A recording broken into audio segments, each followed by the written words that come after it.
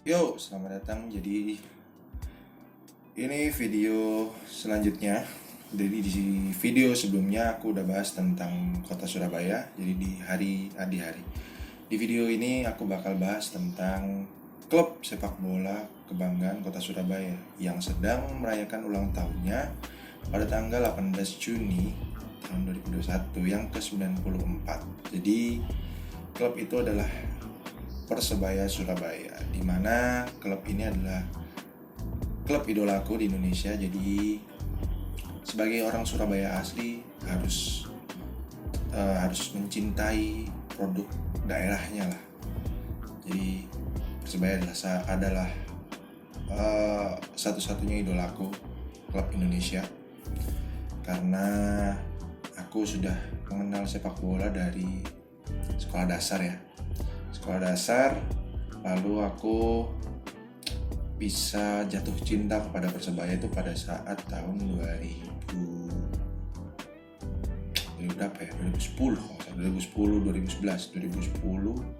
itu zamannya Andi Odang, striker Andi Odang, Cornelius Vinkru, ada George Maguire, lalu ada Andik Firmansyah, itu masih ada Taufik, kipernya Saifuddin, terus backnya Takatoshi Uchidaya, itulah pokoknya. Jadi seperti itu. Jadi di video ini aku bakal bahas sedikit yang aku tahu tentang Persebaya. Nah, Persebaya ini adalah salah satu klub yang berdiri pada tahun 1927.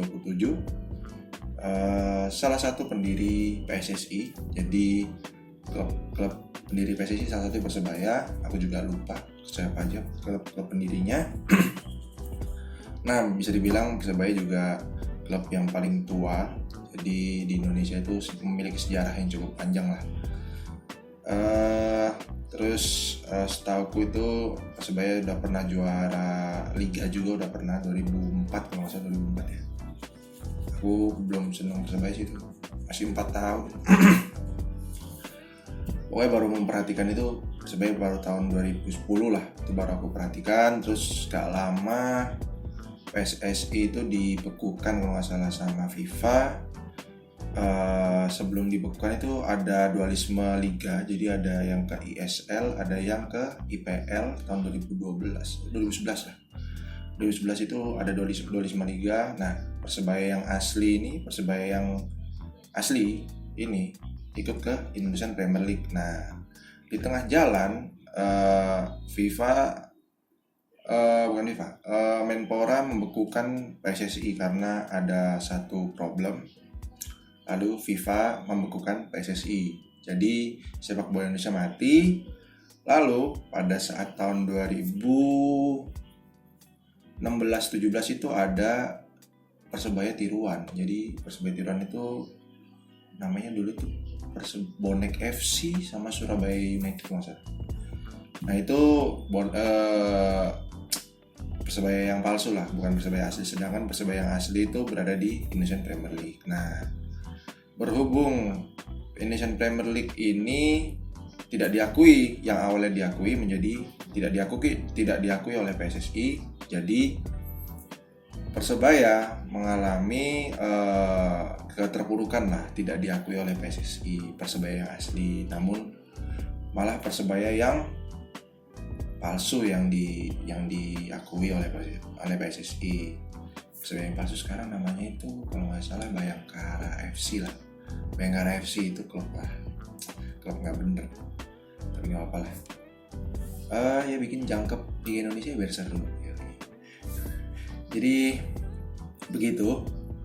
Saat tahun 2017, jadi para bonek ini mengawal sidang Persebaya, mengawal sidang kebangkitan Persebaya, dan menghasilkan keputusan yang sangat-sangat bersejarah bagi Persebaya, di mana Persebaya diakui kembali dan bisa berlaga di Liga Resmi Indonesia. Jadi pas itu lagi ada format Liga 1, Liga 2. Nah, namun sayangnya Indonesia sih, Persebaya harus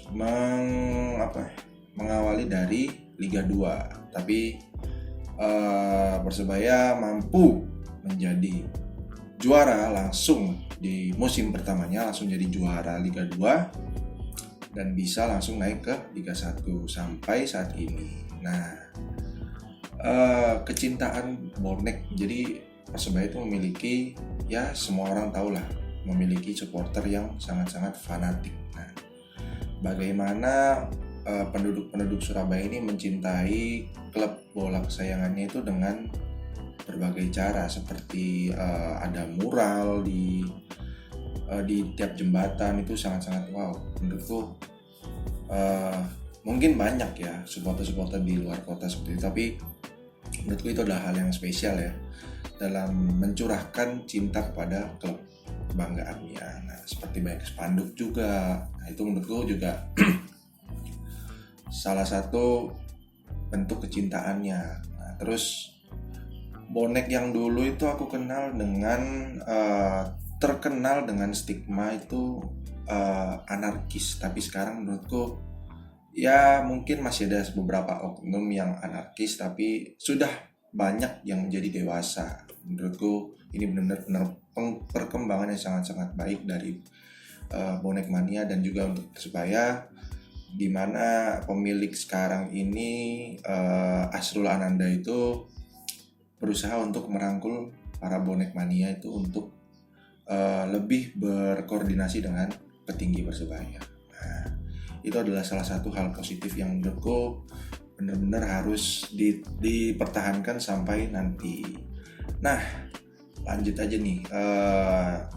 Pada tahun 2018, pada saat Persebaya barusan promosi dari Liga 2 ke Liga 1, Persebaya ini mengalami musim yang cukup angin-anginan. Menurutku ups and down lah. Di awal-awal terseok-seok, ya nggak bagus, tapi di akhir-akhir pada saat pergantian pelatih dari Alfredo Vera ke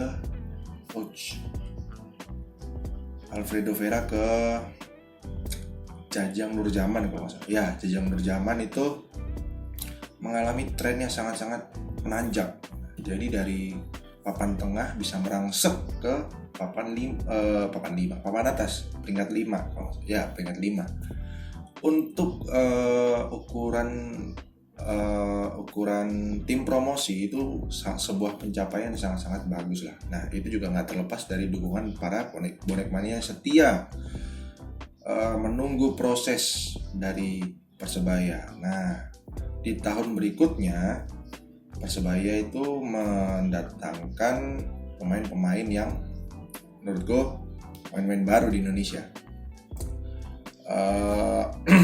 seperti ya Amido Balde, Demi Lizio, Jalilov dari Sriwijaya, Jalilov dan Otavio Dutra itu masih asing, belum jadi WNI. Nah, itu mengalami ketidakkonsistenan permainan lah di bawah Jajang Nurjaman. Lalu di tengah jalan itu diputus kontraknya oleh manajemen Persebaya karena tekanan dari bonek mania juga. Lalu diganti sama si penerjemah timnas dulu tuh namanya siapa sih? Wolfgang Pikal. Nah, itu benar-benar merosot. Persebaya keluar dari papan atas, lorot, padahal sudah mendatangkan Erin Williams, itu pemain bagus banget. Lalu ada Diogo Campos, pemain yang cinta dengan Surabaya. Terus sama David Da Silva ini pemain predator ya, benar-benar pembunuh di depan gawang. Aku yakin tuh kiper bakal takut sama David Da Silva, benar-benar striker house goal lah. Akhirnya setelah kemerosotan, Persebaya memutuskan untuk memutus hubungan dengan Wolfgang Pikal, dipecat, lalu diganti dengan legenda Persebaya tahun 90-an 90-an ke 2000-an itu Aji Santoso, di mana pada saat itu Aji Santoso itu tidak sedang melatih siapapun, tidak sedang melatih klub manapun, lalu diambil, dan akhirnya Persebaya bisa bercokol di klasemen atas, papan atas di posisi 2 bro, posisi 2. Benar-benar pencapaian yang sangat-sangat bagus.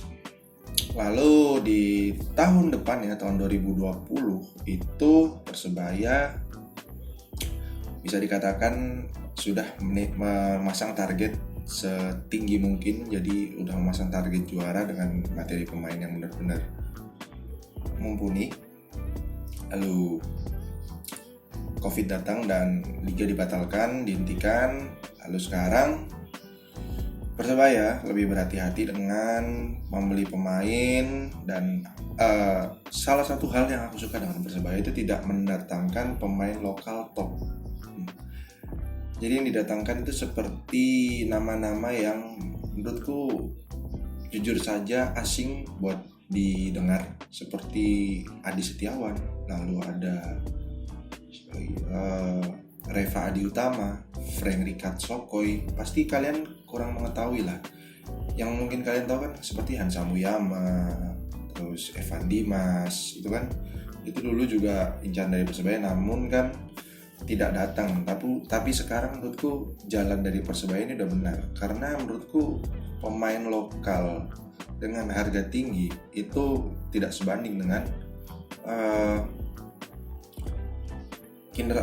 kualitasnya gitu loh. Jadi mending kita mencetak pemain bintang lalu dilepas dengan label bintang gitu loh. Jadi seperti Irfan Jaya dulu datang sebagai pemain yang belum top, lalu dilepas dengan Persebaya sebagai pemain top. Nah, menurutku Persebaya tidak perlu untuk mengambil pemain-pemain yang terlalu top dengan harga mahal. Menurutku tidak usah, mending uangnya disimpan untuk membeli pemain asing yang berkualitas gitu loh.